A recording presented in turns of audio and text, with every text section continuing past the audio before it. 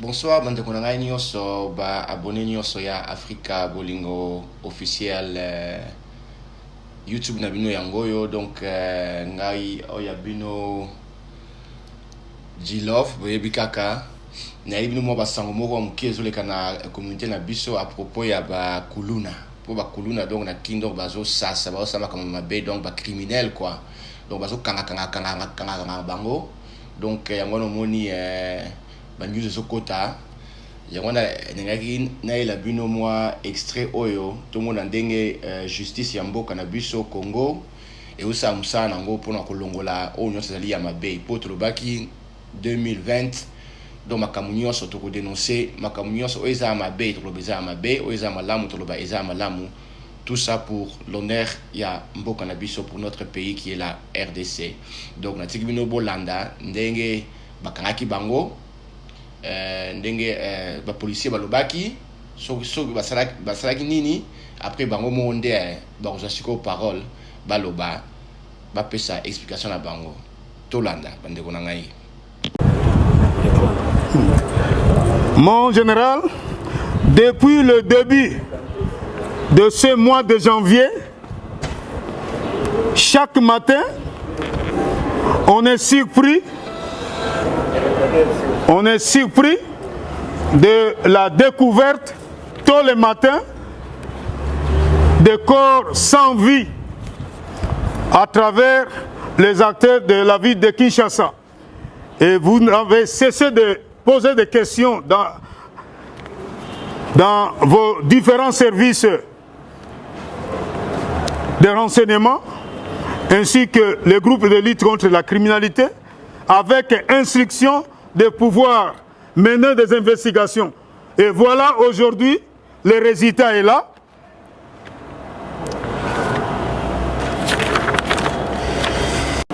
Et auteur d'extorsion de plusieurs voitures communément appelées catch, que le membre emporte après avoir tué par étranglement à l'aide de ces câbles et autres cordes dures les conducteurs qu'ils abandonnent loin de leur commune résidentielle.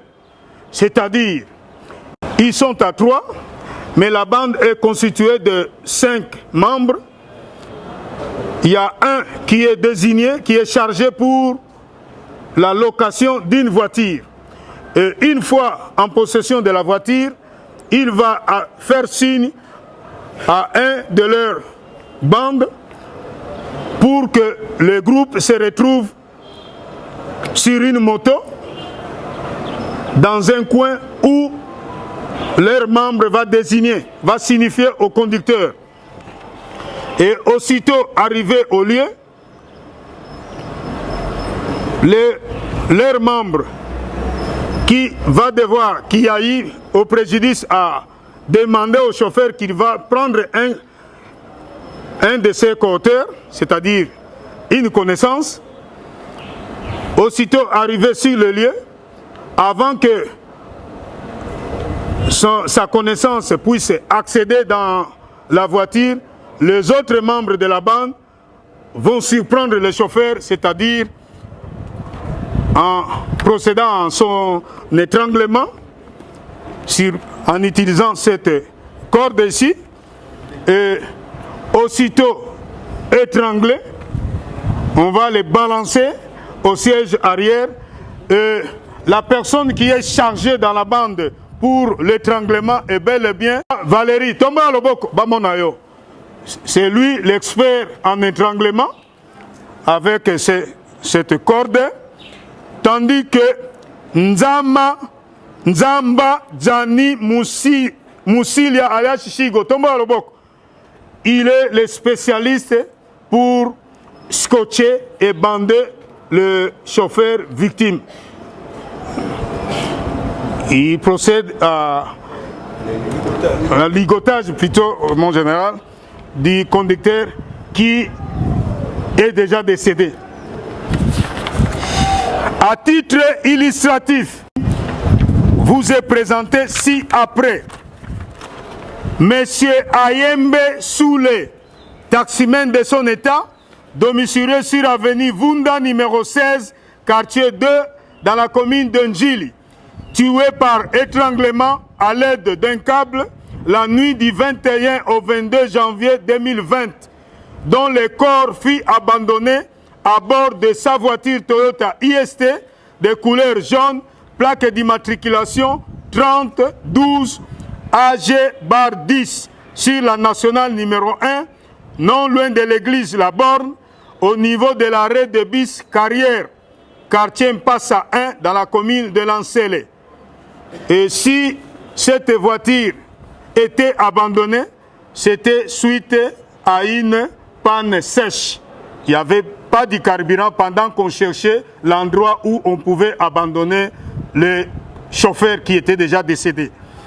Deuxième forfait, M.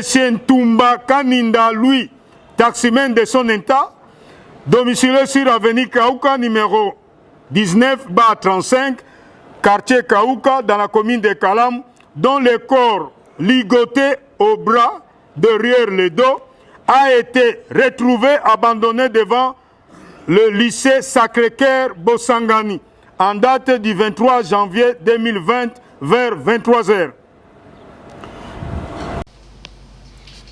Bandeko na ngai boyoki ndenge policier azoloba bozoyoka ndenge makambo ekomi kokoma na mboka na biso ezalaka nango kala mais siko makambo boye na 2020 il faut tosilisa yango bandeko na ngai ba combattant ba o bazalaka awa na poto ba o bazakuna na Kinshasa to telemela makambo yo po bazoboma tozoboma na biso po nini pasi eleki na mboka ngo pasi eleki bato mabe bakoti ba criminel ba kuluna bazosa bato mabe bazoboma bato obimino boyoke ozui taxi na awa obimi okei nzoka nde bakanelaki yo ale il fallait tourner à droite bango ba tourner à gauche ale ba memi yo soki côté nini kuna le ba bomio bazuyo ba biloko noni yoso donc makambo peut donc 2020 makamba boy il faut aussi sango na mboka na biso to lingi lisusu ba trouble te ba problème te to lingana to sungana to sala biso nyonso elongo place moko et osala bien penza po makamba boy et osala passe mingi na motema affaire kuluna oyo affaire kuluna il faut esila makambo il faut to telemana makamba mboka na biso eza yangoyo makamba concert te makamba boyende il faut to telemela pona mboka mundele ezalaka te bandeko na ngai makamba boy il faut esila to landa ndenge policier alobaki après bango moko les trois personnes en question baoto bango pona ni basalaki ndenge wana donc bango moko ba expliquer et puis tu as la dossier en qui est nini bona na bande bona ngai na terrasse moko soit na bandal soit na kitambo to sangani ale mutu moko apesi na apesi mbongo bake zo mutuka comme express so bake zo mutuka ba bi da place ke mutuka na yoya na idée que maman soit grand frère zo bela ba tika hôpital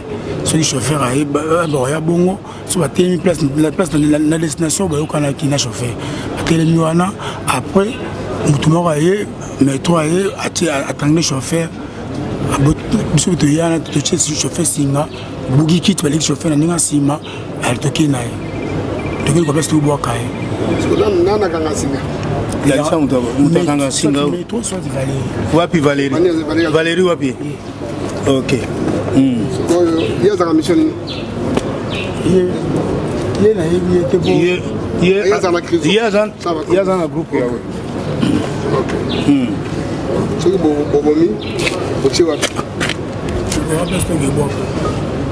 fandi sesima ou fandi atika liboso avana na kiti ou bien na ndenge ni muto bobomi babuka kiti babuka bale tani ngasima singa oso ko kangi muto sa combien de temps singa o po muto afuna 5 minutes 2 minutes 10 minutes ça ka ezala rapo bache scotch na mna non singa o po muto akufa po muto akufa esala combien de minutes soki bache bache e umela kate so bache baluko bache scotch na mna ko siko donc oza ko ganga te OK Valérie a quoi il s'est mis à ça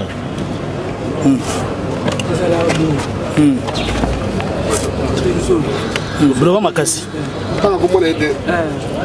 C'est pas un chef la biso. Chef la biso lingi la bandade. Oui, on la bandade pour la terrasse. La mission à $10. Après si chef le sous. Avec rejoint taxi. Moi de valide, j'ai l'habitude. Mais mes pèses de la secret à aller de que passe le sous. Nous avons fait un même sur le tambo. Même si on vient à bandade, on a c'est qu'on a. On est best que nous sommes au télé. Avec on a des machettes. Et puis on a des machettes pour faire ni à Rana et l'autre ni le mais habitants sont tous chauffeurs à commun.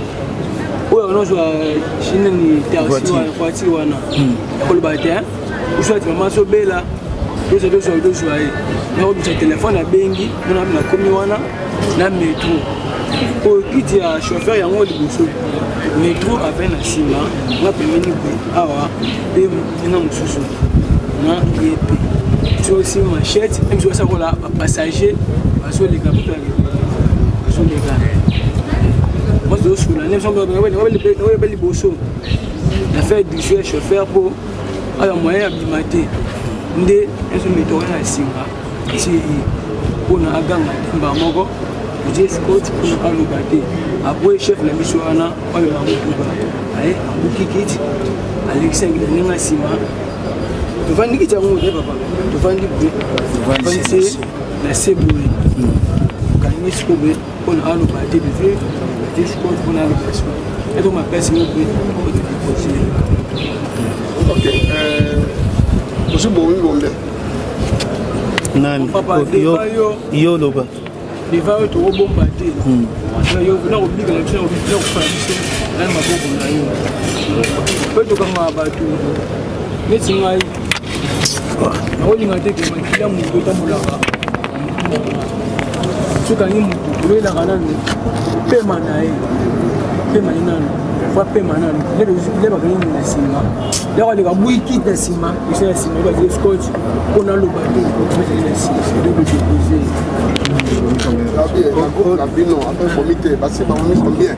Bon, le chef de la mission. Chico fait sa réponse. Chico fait sa réponse. Le chef de la mission, avant, il se base à mission. Combien? Hein? Combien? Quand on a dit chez Fossi, on a déjà pas la presse. On a dit l'équivalent. On dit combien? Juste de déposer, papa. C'est bon là. On s'en va. Babylone, dans tout le bateau, combien? Combien? On a bandit janvier, on a dit qu'à partir. On dit combien? 3. Est-ce que tu vis vite? Bon, on va 4. 4. 4. On reçoit les habits de la et ça, banda to bandi à faire les jours de banda, on a les jours quand même sous une semaine. Avant, en décembre, il y a eu le janvier.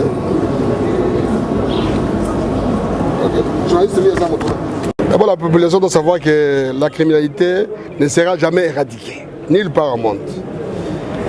La criminalité sera toujours là et la police fera toujours un effort pour l'endiguer.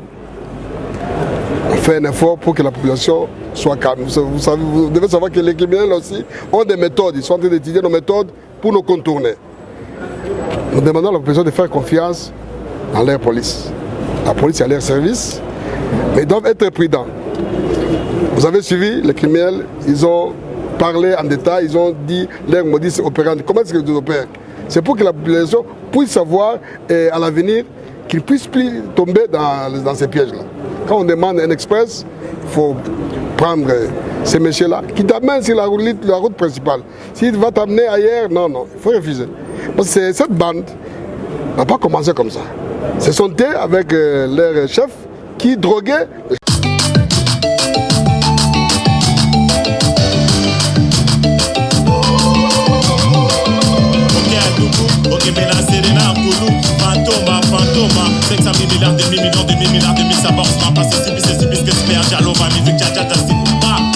yaka